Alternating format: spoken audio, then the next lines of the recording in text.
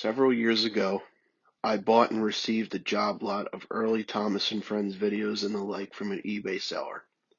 The auction's description mentioned that several of the videos were actually given to him prior to the release of the series on VHS, implying that the seller originally worked on the show in some way.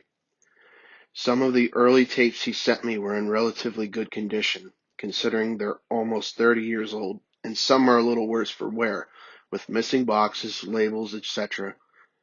Some of the tapes had the original labels missing and had crudely written replacement labels stuck to them. Other tapes had earlier versions of certain episodes with extra or missing sound effects, as well as short bits of footage that did not make it to the final versions of the episodes. The video that grabbed my interest the most, however, was a video simply called Early Reel, which I believe was filmed in the 1980s alongside the original pitch episode Down the Mine. Now, Down the Mine was pitched to ITV before filming on the series properly began.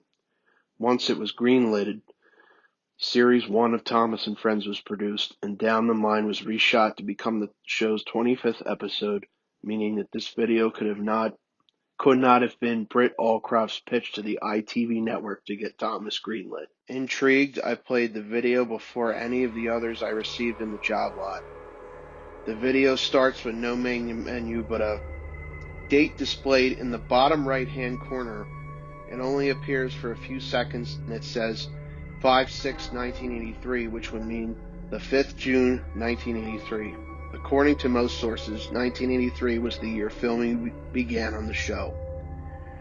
After this, the title card appears, as this was one of the earliest, if not the earliest, Thomas videos to be completed. It makes sense that the familiar theme tune, along with the famous scenes of Thomas bypassing a windmill and stopping at Farquhar Station, is absent. Instead, a relatively plain title card is used, simply displaying the classic Thomas and Friends symbol shown at the end of all Series 1 and 2 episodes of Thomas and Friends. After a few seconds, it fades to black. Ringo Starr is not present as the narrator. In fact, there is no narrator. The video contains no speech, merely sound effects, making it all the more unnerving. The episode starts out with Knapford Station being completely mobbed, with trains populating virtually every platform. As only 7 engines were featured in the first season, it's likely that 1 or 2 unmodified Markland engines were pulling some of the trains. A goods train, trucks full of stone, is present in the goods platform, which is the platform closest to the viewer. The camera zooms in to look more closely at the goods train, and we then see Thomas back down on the train. Thomas's model looks off in this early reel. It is presumably the same model as the one used in the Down the Mine pitch, which is visible in a single scene in the broadcast version. Thomas's side rods are chunkier than the TV series model. His wheels are also slightly smaller, and his running plate is lower, obscuring part of his wheels. The thing I found creepy is that the engine's eyes don't move in this. They're painted on, very much like the Troublesome Trucks, and characters like Terrence and Caroline. So Thomas, with his lifeless eyes, pulls out of the station and onto the open line. The puffing noise in this video is more realistic, as if recorded from real locomotives. Further down the line, Thomas passes Percy. Again, his model is noticeably different than his model in the actual show. His tanks are less rounded, and his look has a more industrial feel about it, similar to how he looks in some of the later Railway series books. As the 2 engines pass each other, they both whistle. Their whistles sound the same as they do on the show. Immediately following this, Thomas gets sent down the wrong line. We see a shot of Thomas rolling down the wrong line with a surprised look on his face. It looks similar to the one on the show, except it is more detailed and seems to convey more horror, as if Thomas severely loathing the thought of what is to come.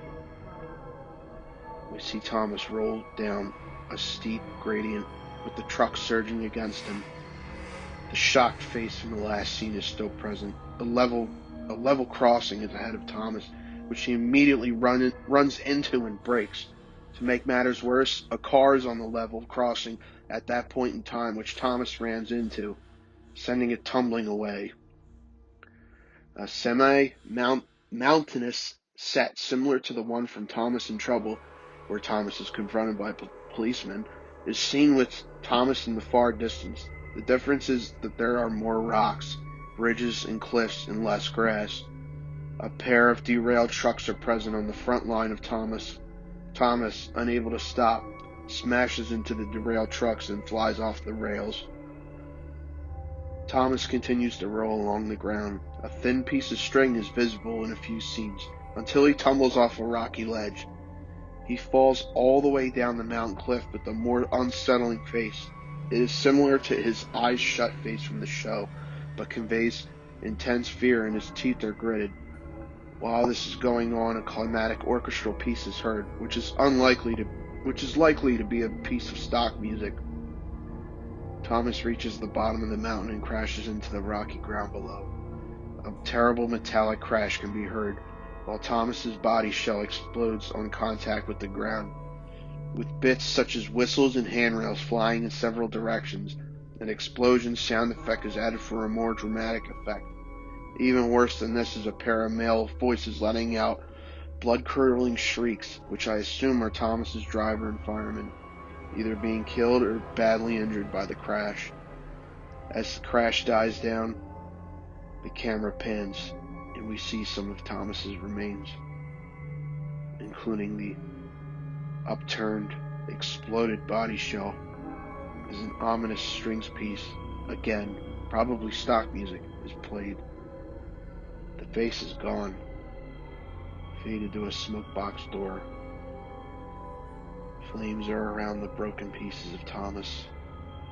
That breakdown train can be faintly heard, and a breakdown train can be faintly seen in one shot. Appeared to be coupled to Percy, whose face is obscured by his cab. You can faintly hear a male voice saying the Latin sentence, "Feliciter est nomo nocere,"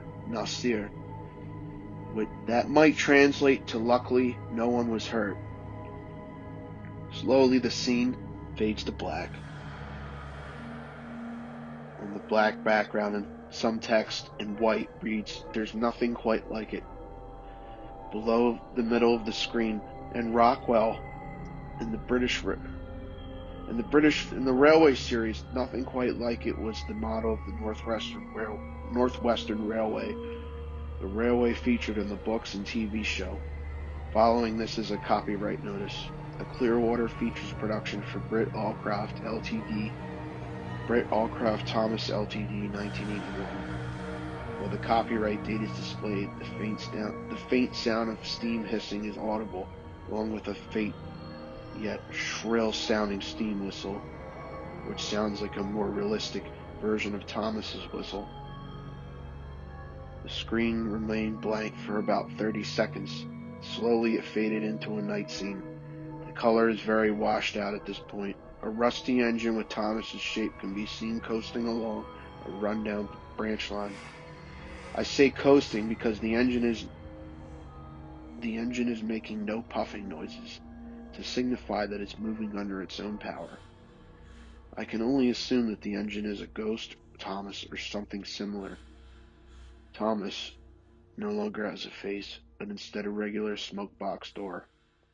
The smoke box door isn't secure, so it keeps banging itself against Thomas's smoke box. Each time the door is open, there is some sort of substance that is faintly visible inside Thomas's smoke box. I initially assumed this to be ash, but upon closer inspection it looks like some sort of rotting flesh. I still like to think that it's ash, however. Throughout these night scenes, very little sound is present. During close-ups of the ghost Thomas, some awful grinding and squealing and clanking noises are heard. The branch line terminates at a scrapyard. By this point, Thomas is rolling at a considerably slow pace. slower than usually seen on the early seasons of TNF. Oddly, most of the scrap models are not the regular scrap engines seen on the show. The scrap consists largely of broken up road vehicles and the like. Thomas sinks into a damp siding. After stopping, a man, modeled in the same style as the series proper, holding a cutter torch appears, standing in front of the rusty Thomas. The camera pans down slowly while it's fading to black. After about 6 seconds, the sound of birds chirping is audible. I was half expecting the tape to take a more lighthearted approach. I was wrong. A black on white hand drawing faded into view. It was a set of sidings with rows of steam engines that had been withdrawn from service. Having several books and magazines on British railways in the final days of steam traction, I am used to this sort of scenario. However, the engines were completely dilapidated. Their frames were bent out of shape. Various bits of the engines were cracked and dented. Most engines were missing things like smoke box doors and buffers, and all the locos simply look mauled. As I am something of a British railway buff, I found this image to be a little upsetting, though I imagine that many people would be completely unfazed by it. If you're a long-time follower of Thomas and Friends, or have children or younger siblings that are into the show, then you will know that there are literally hundreds of characters in the series, even more if you count such things as the original Railway series books and the magazines. This picture did not have hundreds of engines, but the choice of engines were interesting to say the least. All of them represented real engine classes, some of which formed the basis of characters that weren't yet created. For example, there was a North Staffordshire battery electric locomotive, fairly known until 2012 when it was brought out of security by serving as the basis for the character Stafford. Even more bizarre was the inclusion of 2 Manning Wardle L-class tank engines. Any fans of the series will know that both Billy and Charlie are based on this engine class. Other engines were not used as a basis for any Thomas character. For example, the London Tilbury and Southend Railway Class 79. This engine class normally sports a Westinghouse pump, as seen in the linked image. The drawing showed the pump to be missing. However, it had not been torched off, but rather it appeared to have been wrenched off, leaving a gaping hole in the smoke box. There were similar holes in the engine's boiler, and in the middle of the picture was Thomas himself, barely recognizable. His smoke box door had been broken right off, as had most of his cab and external parts. Some of his wheels were missing. His side rods were removed, and what little paint had remained on the dilapidated, hole-ridden body shell was almost completely faded and obscured by rust. As for sound, the chirping birds played throughout the showing of the drawing, about 27 seconds in total, along with the unmistakable sound of a black 5 whistle. The whistle was long and drawn out, lasting for the whole showing of the image, and still trailing after the image had faded to black. It would seem that the recording was from an engine that had been taken out of service and was being drained of steam, ready to be broken up. This made the image all the more unsettling. Partway through, the whistle almost seems to begin to sound pained. I've always been somewhat unnerved by static captions or images, especially if they're not accompanied by any text or music. I've never liked static TV indents used to signify the death of a royal family member, for example. This was no exception. The imagery and the soundtrack didn't help matters either. After a while, the whistle begins to get a bit staticky. The image shows again for a split second, and now with black on red color scheme. it's blood red or anything. It's not blood red or anything, but rather a perfect red you'd expect to see as the default red for old editions from Microsoft Paint. The red quickly fades to a more brownish, yellowish hue before fading away completely. Unfortunately, since then, the tape has been worn out to the point where no clear image could be made out anymore. My original theory regarding early reel was that it was not meant as a pitch, but was a test episode written and of course directed by David Mitton to see how much action and violence would work in a Thomas episode. Note that the show's 5th season contained more violence and crashes. It was the first to consist entirely of newly written material, not written by the Audrey family, who had written the Railway series books. I assume that the incredibly violent scenes not suitable for a children's cartoon were likely added simply because the video would never go public, so they didn't have to worry about things being too violent or scary. It may be worth noting that earlier in 1981, 8th March, a train in Argentina traveling to Buenos Aires crashed into a pair of derailed trucks at Branson Partido. This could be a coincidence, but it could also be a way of continuing the Audrey's tradition of basing the accidents in the series off of real-life events. Prior to the tape wearing out, I contacted Britt Allcroft, David Mitten having passed away several years back. She was curious as to how I'd gotten hold of the VHS, and it had been missing for about 30 years. She confirmed to me that David Mitten did not have any input in the film, but was written by a caretaker at Clearwater whose name had escaped her, but she believed that his surname was Richmond. This employee had a grudge for David Mitten ever since they were teens, but the reason behind this had not been confirmed.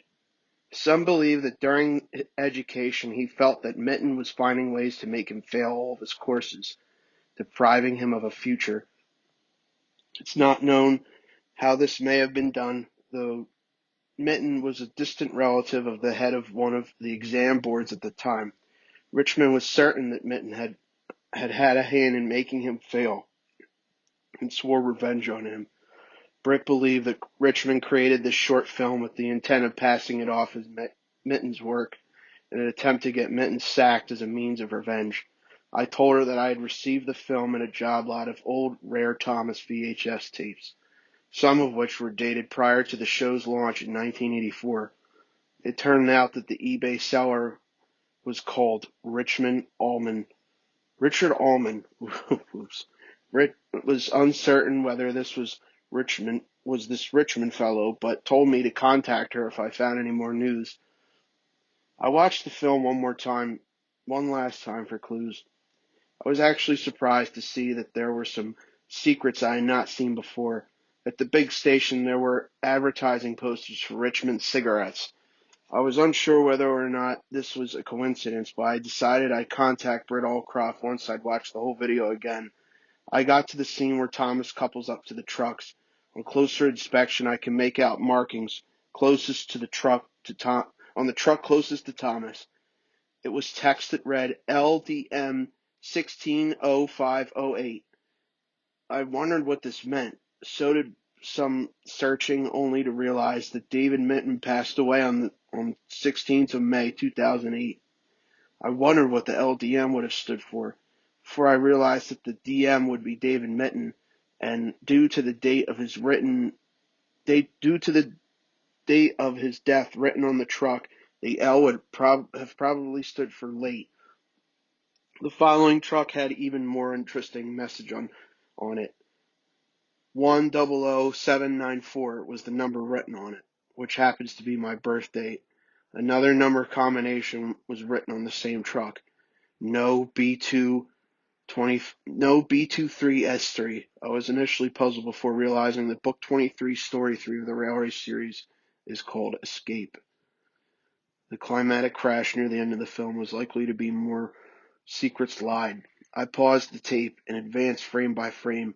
For a split second, I saw a frame with a black background, nothing but a date and a plain sans serif font. It said 4.41 2033. Several seconds in the film later was another freeze frame saying, "Doom is inevitable." Jesus. I couldn't find anything more, but was interested with what I had.